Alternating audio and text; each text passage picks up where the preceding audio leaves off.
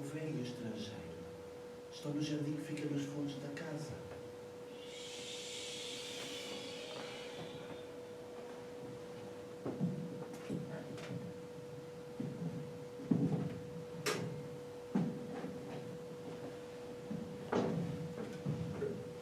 Os que estão na casa nunca vão ao jardim.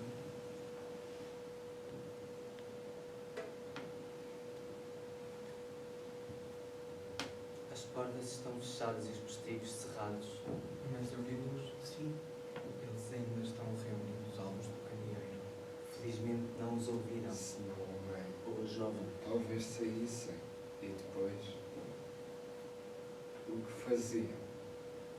O que vamos fazer? Primeiro o velho queria ver se eles estão todos na sala. Sim. Distingue o pai. O pai, O pai sentado próximo da lareira. ele espera. As mãos pousadas nos joelhos. A mãe, A mãe apoia um dos braços sobre a mesa. a mãe olha para nós. Não. Ela não sabe o que Os olha. seus olhos não piscam. Ela não nos pode ver. O velho e o estrangeiro estão sob a sombra das grandes árvores. Mas não se aproxime mais. As duas irmãs da morte também estão na sala. Da morte. Elas bordam lentamente e a criancinha adormeceu.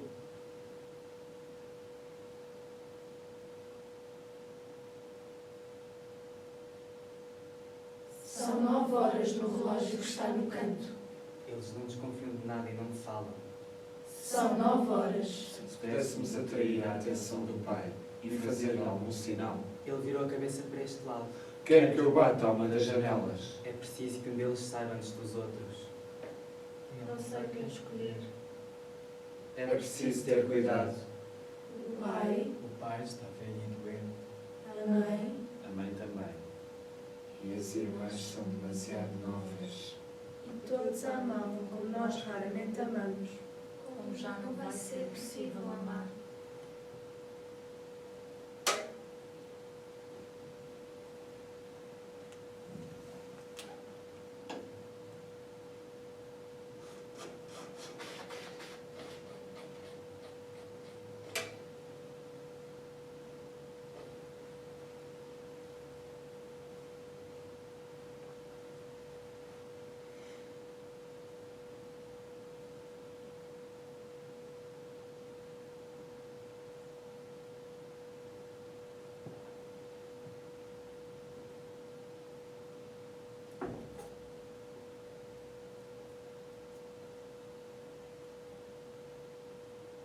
Eu nunca vi uma casa tão feliz. Não! Não. Não se aproxime Isso da seria janela. pior. Mais vale o velho anunciá-lo da maneira mais Como simples se fosse um possível. acontecimento E não parecer demasiado triste, senão a dor deles vai querer ultrapassar a sua dor e não saberá mais o que Vamos fazer. do outro lado do Bateremos jardim. à porta e entraremos como se nada tivesse Entraremos. Não acontecido. se surpreenderão ao ver. Eu venho às vezes. À noite, Trazer flores ou frutos e passar algumas horas com eles.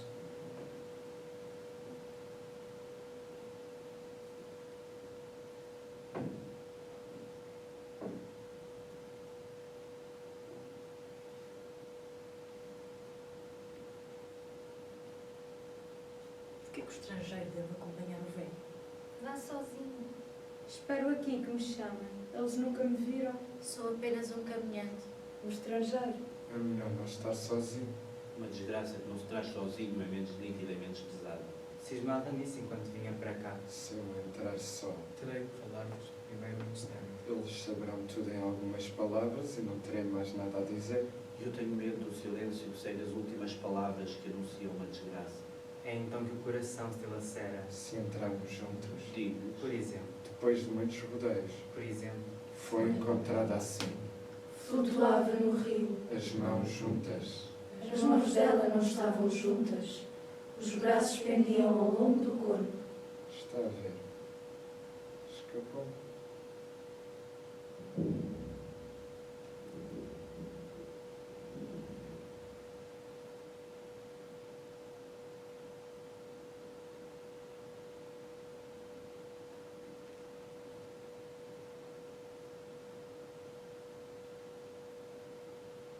e desgraça perde-se nos detalhes. Sem isso, se eu entrar sozinho, ao dizer as primeiras palavras, conhecendo-os como os conheço, vai ser horrível e só Deus sabe o que aconteceria. Mas se falarmos um de cada vez, eles vão te escutar sem pensar em encarar a má notícia. Não se esqueça que a mãe estará lá e que a vida dela está pelo fio.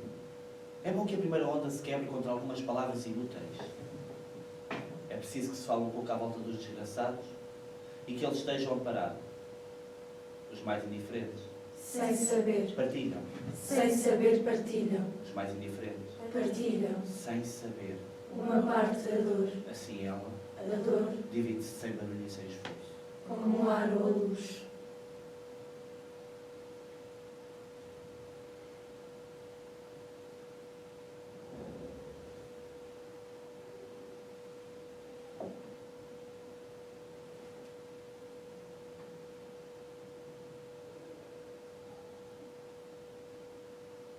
As suas roupas estão encharcadas e pingam as pedras do chão. Só a barra do meu capote mergulhou na água. O senhor parece estar com frio. Tem o peito coberto de terra. Entrei na água até à cintura. Eu ia para a aldeia. Era tarde e as margens já estavam quase totalmente no escuro. Eu caminhava sempre a olhar o rio, porque era mais claro que a estrada. Quando vi algo estranho a 2 passos de uma muda de juncos. Quando me aproximei, apercebi-me dos seus cabelos que se tinham levado quase em círculo, acima da sua cabeça e que volteavam assim, de acordo com a corrente. Viu os cabelos das 2 irmãs mexerem sobre os ombros. Eles viraram a cabeça na nossa direção. Apenas voltaram a cabeça. Talvez eu tenha falado muito alto. Mas elas já não olham. Entrei na água até à cintura e pude tomá-la pela mão e levá-la, sem esforço, para a margem. Ela era tão linda como as irmãs. Talvez mais. Não sei, porque perdi toda a coragem. De coragem estamos a falar. Fizemos tudo o que o homem pode fazer. Ela estava morta há mais de 1 hora. Ela estava viva esta manhã. Encontrei-a à saída da igreja e disse-me que ia partir. Vou partir. Ia ver a avó do outro lado do rio onde foi encontrada.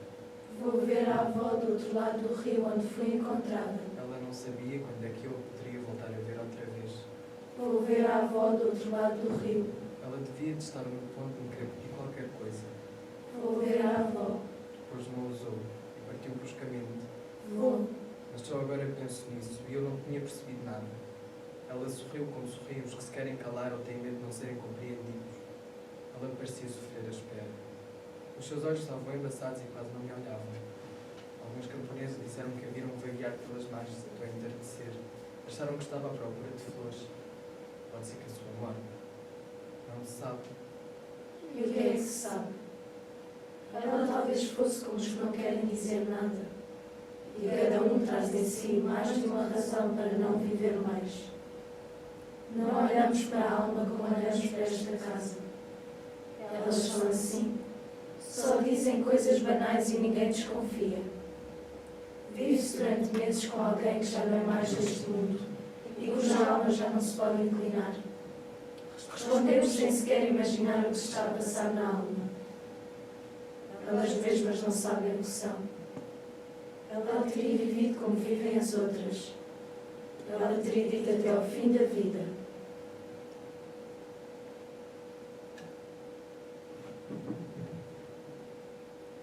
Senhor? Senhora? Vai chover esta manhã. Ou então, Vamos almoçar, seremos 3 à mesa. ou quem sabe, Os frutos ainda não estão maduros. elas falam sorrindo de flores que caíram e choram na penumbra. Nem mais vê o que é preciso ver. E o homem só compreende depois. Ontem à noite ela estava aí, à luz do candeeiro como as irmãs. E se isso não tivesse acontecido, o Senhor não as veria como é preciso vê-las. Parece que as vejo pela primeira vez.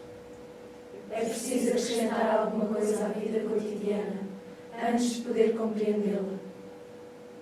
Elas estão junto de nós, Os nossos olhos não nos deixam e só nos apercebemos delas no momento em que elas partem para sempre. E, entretanto, que estranha alma ela devia ter. Uma pobre, ingênua e inescrutável almazinha que ela teve. Pobre criança. Se disse o que deve ter dito, se fez o que deve ter feito.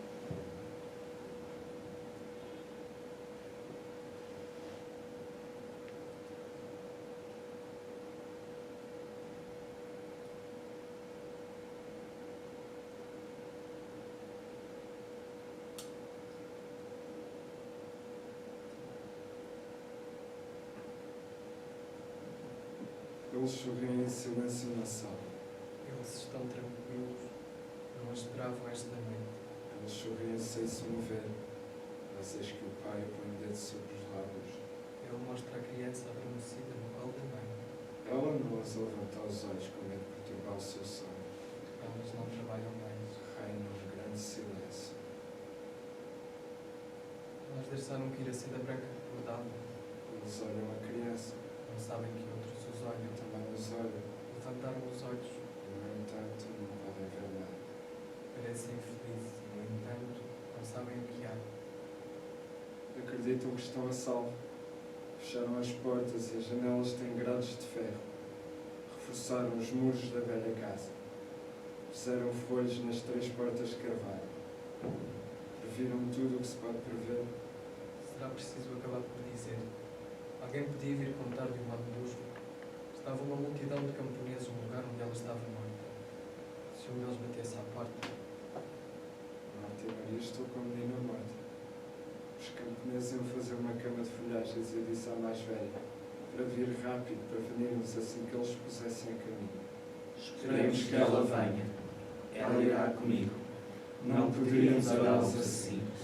Eu achava que era só bater à porta, entrar simplesmente, escolher algumas palavras e dizer, mas eu vi viver demasiado tempo à luz do candeeiro. Eles vêm aí, avô.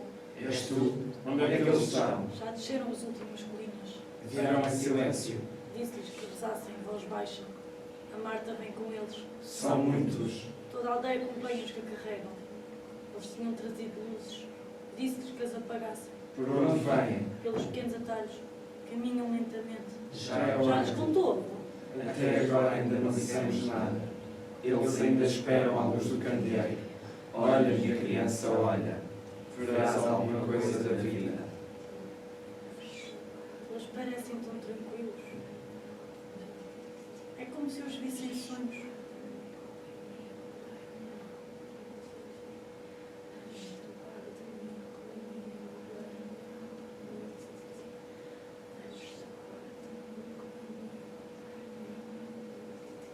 Cuidado! Vi as 2 irmãs mexerem-se. Elas levantam-se. Acho que elas vêm em direção às janelas. Ninguém chegou à janela do meio. Elas olham. Elas escutam.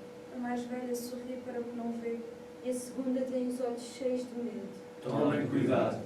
Não se sabe até onde a alma se alastra em torno dos homens.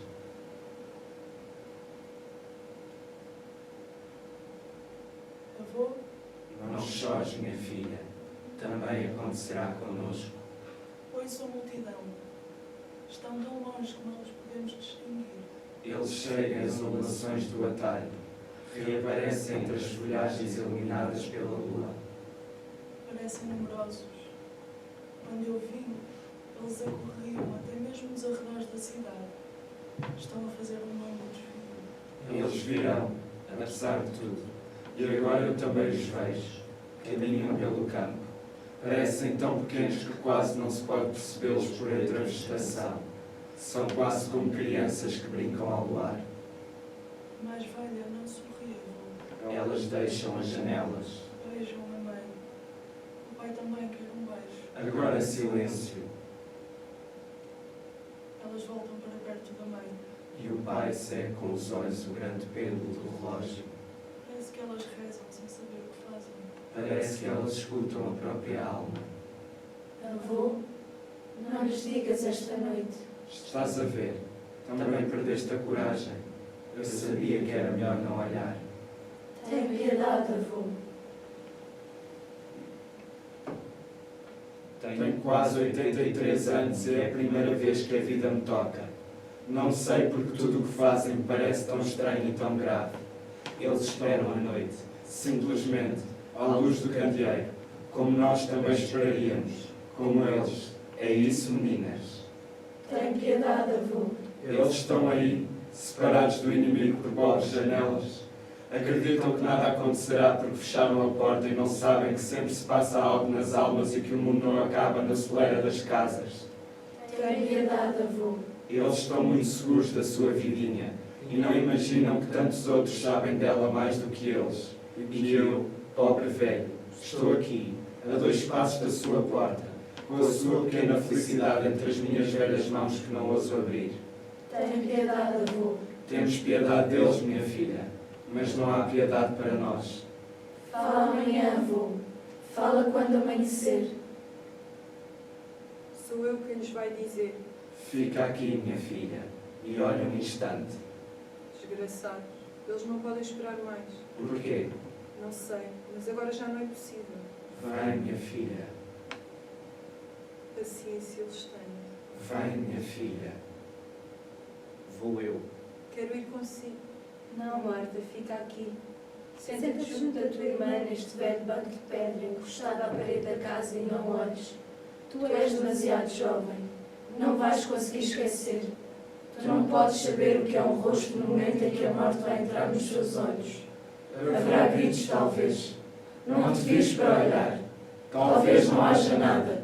Sobretudo não te vires se não ouvires nada. Não se sabe os caminhos da dor.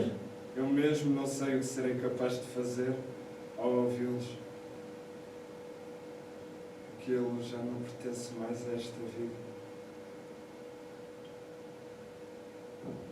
Não me vais, minha filha, antes que eu vá.